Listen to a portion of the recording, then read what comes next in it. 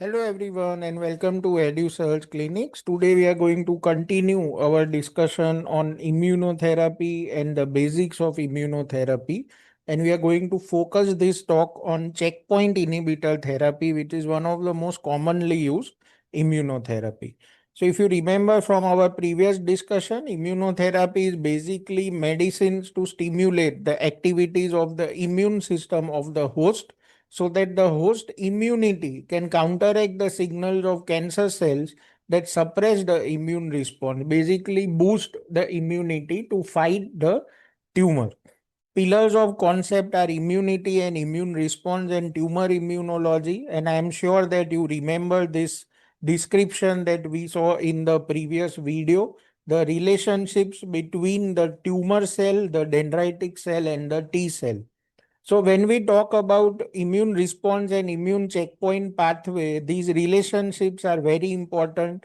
Quick recap, the tumor cell has the DAMP, which is identified by dendritic cell through pattern recognition receptors, and this is the active pathway.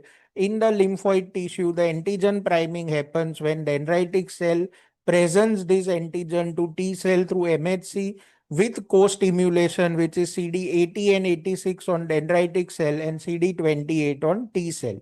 This activates the T cell, which then identifies the antigen as self or non-self. And when it is non-self, the T cell gets activated and it kills the tumor cell. On the other hand, there are two important pathways where the T cells can be blocked. One blockage is in the lymphoid tissue where the antigen priming takes place.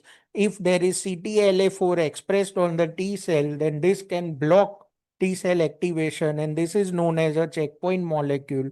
On the other hand, for an activated T cell or an exhausted T cell, the PD-1 expression is high, and if the tumor cell contains PD-L1, which is programmed at ligand 1, then in the tumor microenvironment, the tumor cell can kill the T cell.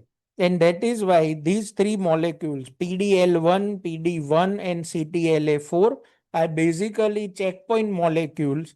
And if we can block them, we can again activate this pathway whereby the T cell can kill the tumor cell. And that is what is known as checkpoint inhibitor therapy. So, immune checkpoint inhibitors are basically the molecules that help in blocking the inhibitory pathways and restoring the T cell activity. There are various names on it. We will see in upcoming slide. Like I have always said, immunotherapy is of multiple types. So you also have CAR T cell therapy, TIL therapy, where the patient's T cells are modified. Then you have cancer vaccines, cytokine therapy like IL-2 and interferon. And you have an oncolytic virus therapy. So there are various types of immunotherapy, but the one that is most commonly used currently is immune checkpoint inhibitor therapy. So as we have seen, there are three important targets currently that are used as blockades: PD-1, PD-L1, and CTLA-4. So PD-1 inhibitors, we saw PD-1 is on T cell. So PD-1 inhibitors are Pembrolizumab and Nivolumab. PD-L1 inhibitors are Atezolizumab and Durvalumab. CTLA-4 inhibitors are Ipilimumab and Tremelimumab. Where they are used, if you want to see, I discussed in the previous video also that immune checkpoint inhibitor therapy or immunotherapy is different than targeted therapy. Targeted therapy just works on specific receptors to reduce tumor growth, whereas immunotherapy works on specific receptors to increase host immunity, which will then fight the tumor. If there is HER2 expression, then trastuzumab can work. Similarly, in immunotherapy segment in gastric and GJ cancer, pembrolizumab and nivolumab, there is enough evidence to use these molecules, especially in the metastatic setting.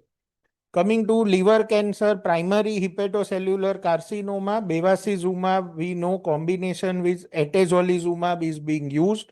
Durvalumab single agents also being used in hepatocellular carcinoma. EGFR blockade is very important when it comes to colorectal cancer. Cetuximab and panitumumab are the targeted agents, and immunotherapy commonly used is lizumab. So this is some of the examples of immunotherapy and targeted therapy in GI and HPV cancers. Now, what is so unique about immune checkpoint inhibitors is that you have to be aware of how the response happens to tumors, what are the side effects, what is the duration of use, and how to manage these issues, because otherwise you will think that the tumor is progressing and you may stop the therapy. So remember that immune checkpoint inhibitors and most forms of immunotherapy have a delayed response in weeks to months. Especially initially, you can have a pseudo progression. You may see radiologic progression and feel that the drug is not working, but that is not the case. Potential for durable long-term responses is there if there is an appropriate indication for use. Patient selection is very important because if you don't have a good CPS score, or if your patient does not have MSIH or DMMR and tumor mutational burden, some of the parameters that you need to see. CPS is a combined positive score, which is basically the number of PD-L1 positive cells divided by total number of viable tumor cells. And if this ratio is more than 20, then it is robust PD-L1 expression, whereas less than 1 is basically negative for PD-L1 expression. So similarly, MSIH, DMMR, and tumor mutational burden, these things need to be assessed before considering the patients for immunotherapy. Current indications, if we talk of gastrointestinal and HPB surgery, it is basically the standard now in metastatic and unresectable disease. Selected settings where you can use it as adjuvant therapy, conversion or downstaging emerging evidence in the role as neoadjuvant therapy. Coming to adverse events of immune checkpoint inhibitors, like I said, the adverse event profile is very different from the other chemotherapies that have been used so far. The patients can have colitis, and this can mimic an acute abdomen, hepatitis, pneumonitis, endocrinopathies can result in perioperative instability, often requires steroids. And remember that they may have acute abdomen, but usually not surgical. When it comes to response assessment to immunotherapy, the classical RECIST criteria may be misleading, and you may need an I-RECIST, which is an immunotherapy specific RECIST criteria. Do not rush to operate on progression because, like I said, it can be pseudo progression. Real world issues are that immunotherapy currently is still very costly and the therapy duration is long term. Availability and experience multidisciplinary team is also important. If it given in wrong indications, it will be very costly, harmful to the patient, and not effective at controlling tumors. So that is something that we need to remember. Going to the side effect profile of immune checkpoint inhibitors, remember that the most common overall side effect is a skin rash, whereas most common serious complication in GI is diarrhea, which can be from colitis, and pneumonitis from pulmonary point of view. The patient can also have nephritis, arthralgia, myalgia, hypothyroid or hyperthyroidism, hypophysitis, and adrenal insufficiency. These are all important side effects. May need hormone replacement, and if it becomes permanent, then it needs lifelong hormone replacement. Kidney and joint issues can mimic autoimmune diseases of these organs. They are rare but serious. Remember that it can mimic surgical emergencies like obstructive jaundice, appendicitis, or perforation, but usually they can be managed with steroids and stopping the immunotherapy.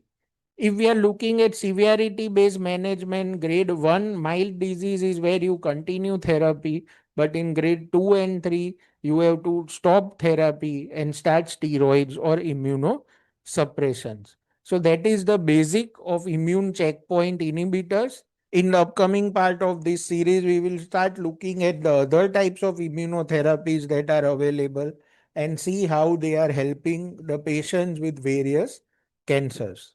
Thank you.